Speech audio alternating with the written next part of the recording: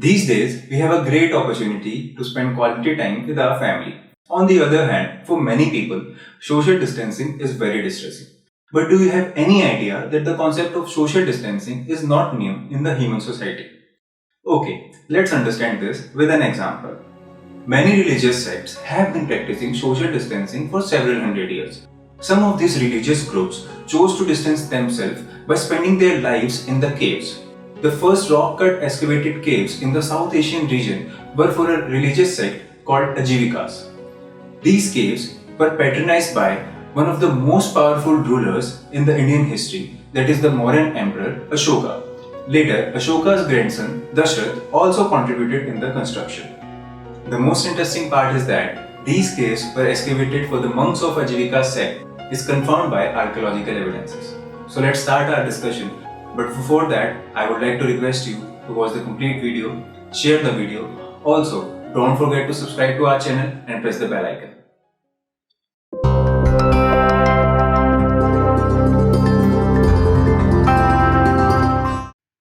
Ajivikas were one of the important sects of ancient India, emerged around the 6th century BCE.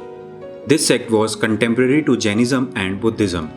Makhali Ghoshla was one of the leading preachers of this sect, who was earlier associated with Mahavira. Vedic, Jain and Buddhist texts provide vital information about the principles and philosophy of this sect. The philosophy of this sect is called Niyativada, that is, fatalism.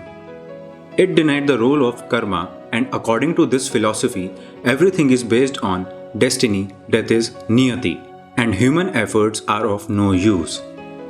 One's liberation from the cycles of birth and deaths did not depend on one's actions, as it was predestined. The recent discovery of Dhaka copper plate of Vinaya Gupta, dated to 504 CE, throws light on religious rituals of this sect. The most important archaeological evidence of this sect is the group of 7 caves located at Barabar Hill and Nagarjuni Hill in the Jahanabad district of Bihar.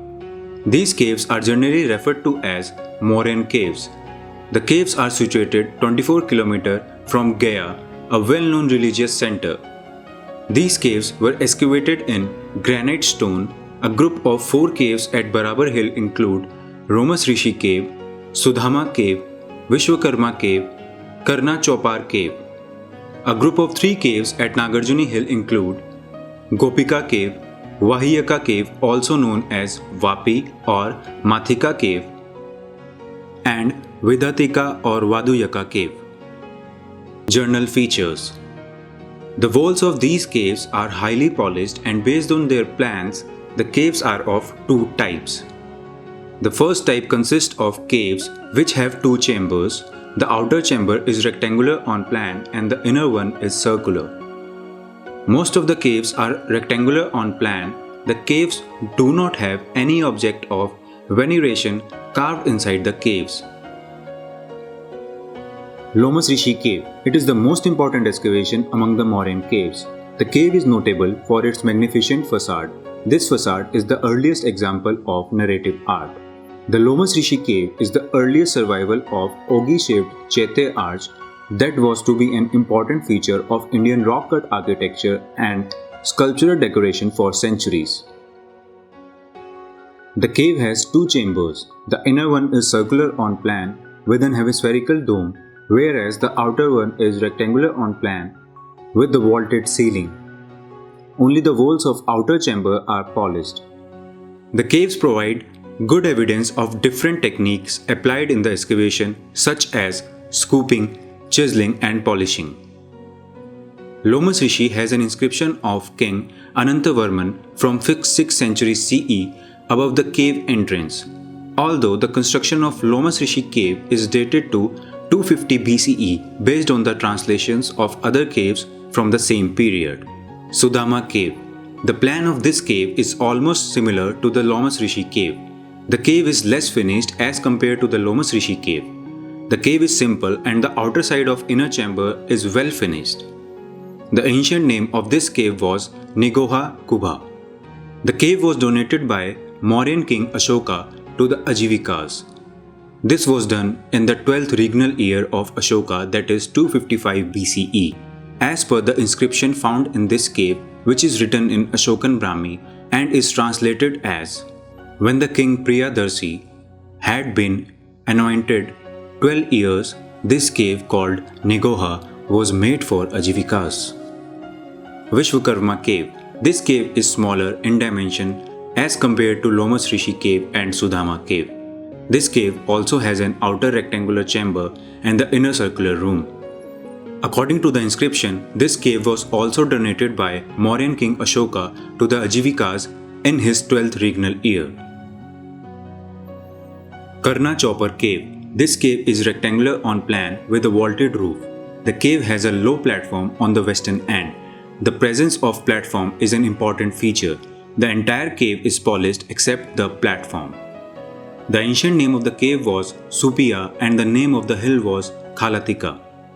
According to the inscription, this cave was donated in the 19th regnal year of Ashoka, that is 248 BCE.